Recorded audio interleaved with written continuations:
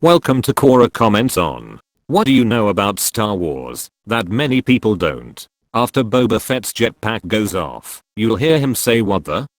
Before plunging into the pit of Carcoon, Solak pit, in Revenge of the Sith, when Darth Vader lands on the Mustafar system to slaughter the Separatists, you can briefly see that he didn't have his cybernetic arm. It was simply a goof that Lucas mistakenly filmed. In the Revenge of the Sith book, before Vader killed the last Separatist, the Separatist exclaimed the war is over. The Chancellor said he'll give us a handsome reward. Vader said I'm your reward. What, you don't find me handsome? Then killed him. The lightsaber duel between Darth Vader and Obi-Wan Kenobi in Revenge of the Sith is the longest sword fight in cinematic history. Han Solo was originally supposed to die in Return of the Jedi, but George Lucas thought his death would affect the film's merchandise, so he decided to keep Solo alive. Obi-Wan Kenobi's actor, Ewan McGregor, asked George Lucas if he can play as an Imperial Guard in Revenge of the Sith. It's unknown whether he got to play one or not.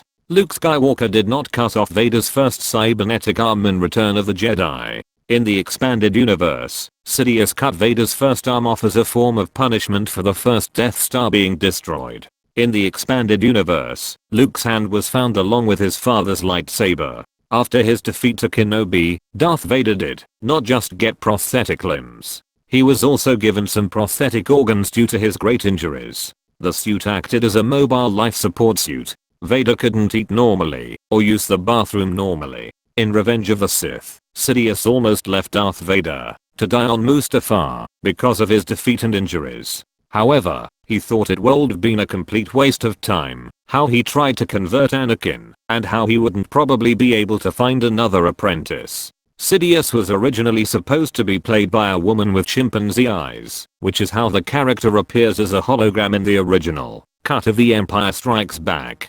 The Force Awakens was only a box office hit because it was the first Star Wars movie since 2005. It brought nostalgia to original Star Wars, but the movie was rather disappointing. The reason why we find General Grievous coughing in Revenge of the Sith is because in the Clone Wars series, we see Mace Windu crush Grievous's chest using the Force. The Sarlacc pit keeps its victims alive for 1,000 years, all whilst digesting them. The creature injects vitamins, nutrients, and toxic chemicals to keep the victim alive but also immobile. The trash in A New Hope was real. It stunk so bad Hamill burst a blood vessel for holding his breath for so long, and Chewie's suit stunk for the rest of the production. More facts later, if you want em. I love Star Wars. Some Star Wars toys are extremely rare and valuable. In a recent auction, a collector sold 3 toys for $500,000.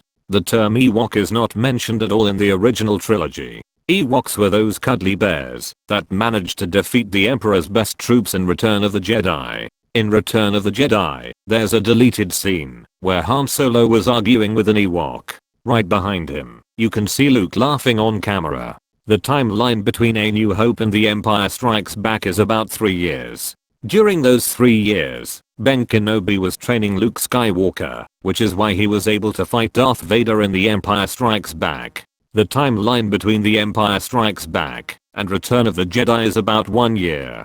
During that time, Yoda was giving Luke his final teachings. Luke Skywalker became a Jedi Knight in Return of the Jedi. A Jedi's final teachings are to build his/her very own lightsaber. In Return of the Jedi, there's a scene in the beginning of the movie where we see Luke building his own green lightsaber.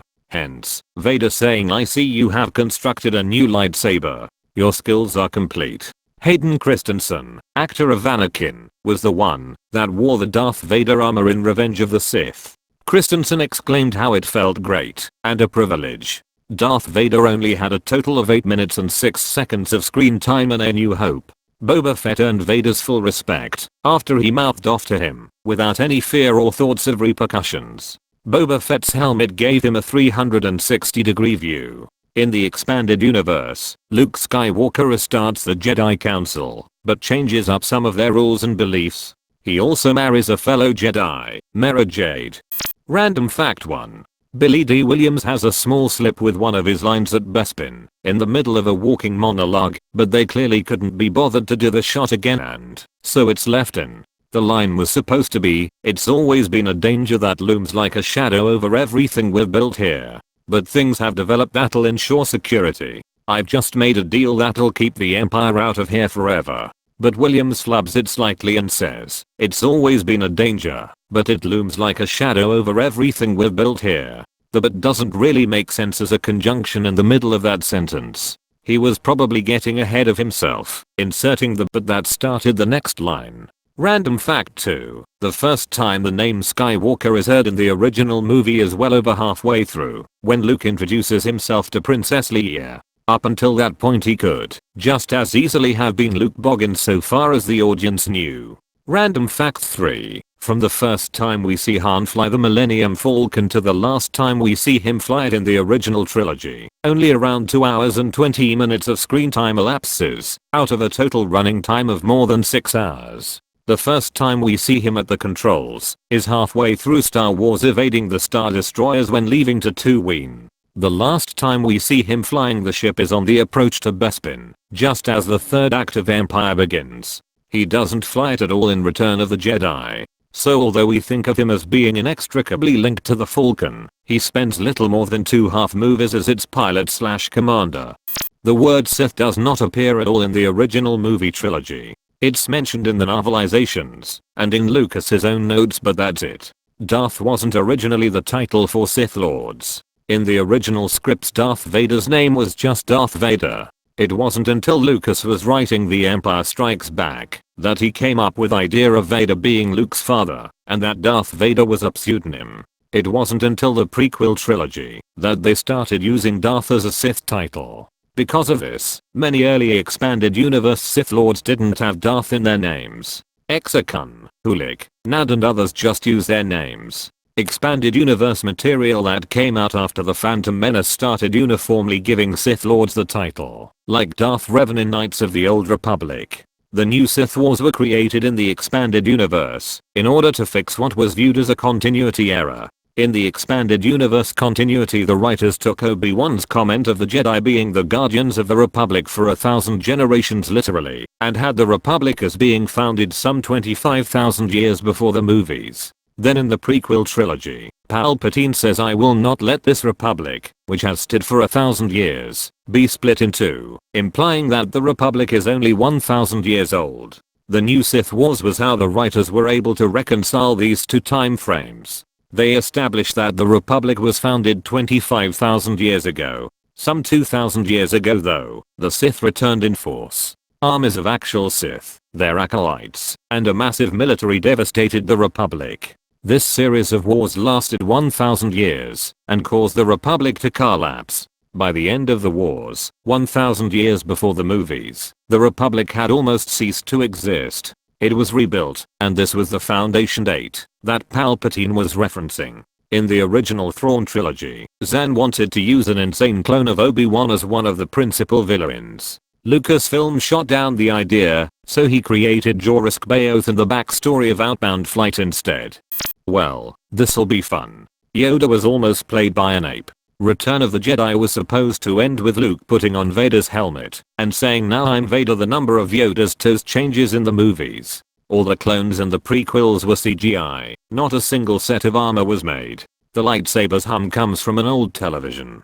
TIE fighter sounds are made by an elephant. An island known as Neo accepts Star Wars coins as actual currency. Han Solo was supposed to die at the end of Return of the Jedi, but Lucas decided that that would hurt toy sales. Thus, the beloved character we know lived on, at least, until the terrible sequel trilogy. In the original trilogy, there are no female pilots. The actor for Boba Fett played an Imperial officer in the original trilogy. In the original trilogy, no character ever says the word Ewok. Thanks for reading. Hope you learned something new.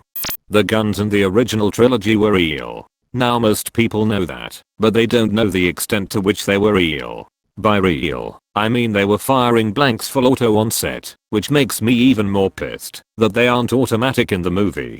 Solo's Mauser, aside from its aforementioned functionality, has quite the film record itself, appearing in many other popular movies. The reason Akbar's death was mentioned in the sequel trilogy was a quiet homage to his actor's real-life tragic passing. Still doesn't excuse Holdo though. The Nebulan B, the type of ship in the rebel fleet that they used to give Luke his new arm, is a captured bad guy ship. According to lore, both the Empire and rebels use this capital ship frequently. Neither of these two are rare, but I like them. In the original Star Wars, when Luke jumps down from his X-Wing, after blowing up the Death Star he exclaims Carrie, rather than Leia. They edited that in the digitally remastered versions. At the end of Empire when Lando sets off with Chewie and the Falcon to rescue Han, Lando is wearing Han's clothes. Useless Star Wars trivia factoid number 1. One of my all-time favorite scenes in the entire saga, Luke escaping the Wampa's cave on Hoth in The Empire Strikes Back, was directed by producer Gary Kurtz. Useless Star Wars trivia factoid number 2. Producer Gary Kurtz, who was an old film school buddy of George Lucas, was fired by him due to the cost overruns on Empire. Kurtz told Lucas that director Ivan Kershner said that he needed the extra money to make Empire look great, and Kurtz signed off on it, which cost him job and association with the franchise, though many including Kurtz tried to spin it as him voluntarily leaving the most successful franchise of all time. Lucas later admitted that Empire did in fact look great, but, added Lucas, he thought that they could have made it look pretty good and still stayed on budget. Useless Star Wars trivia factoid number 3. Because of Empire going over budget and Lucas having to give more control over it to 20th Century Fox than he wanted to for them to front him the money to get Empire finished, Lucas cut corners all over the place on Return of the Jedi, even going so far as to reuse a lot of the footage from the original Death Star on the second Death Star. You'll notice these scenes when you see stormtroopers running through the hallways, when the iron cannon is fired, and during the attack on the Death Star 2 when various ships like the X-Wing fighters get destroyed. Useless Star Wars trivia factoid number 4. Although a recent documentary named I'm Your Father by a huge David Prowse fan went way out of its way to try to clear him of the charge, Prowse was proven to be the person who was leaking Star Wars secrets. They had a pretty good idea that it was him, so they set him up to confirm it. They filmed the Darkside cave sequence on Dagobah with a skeleton crew, and told Prowse not that it was a dreamlike sequence, but that the film was actually going to conclude with Luke Skywalker decapitating Darth Vader, who Prowse had no idea was Luke's father, until the film's premiere on a swamp planet. As soon as that misinformation wound up in the press, they knew they had their leaker, and though he steadfastly denied it, Lucasfilm used him minimally for Return of the Jedi, and banned him from making appearances at conventions as Darth Vader. Useless Star Wars trivia factoid number 5. After landing in the doghouse with Lucasfilm, after being caught red-handed leaking secrets, Prowse was pretty much persona non grata on the set of Return of the Jedi, and he would see others like stuntman Bob Diamond dressing up as Vader to do scenes that he could have done had he not been in said doghouse. But when the production crew were having trouble figuring out how to film the climactic scene where Vader propels the Emperor into the reactor shaft, Prowse saw an opportunity to get out of the doghouse and told them that he could just lift him and toss him in. They went for it, and he did as he'd claimed, but he unfortunately permanently injured his back as a result, leaving him with a permanent reminder of his secret sharing shame. Remember to like and subscribe for more.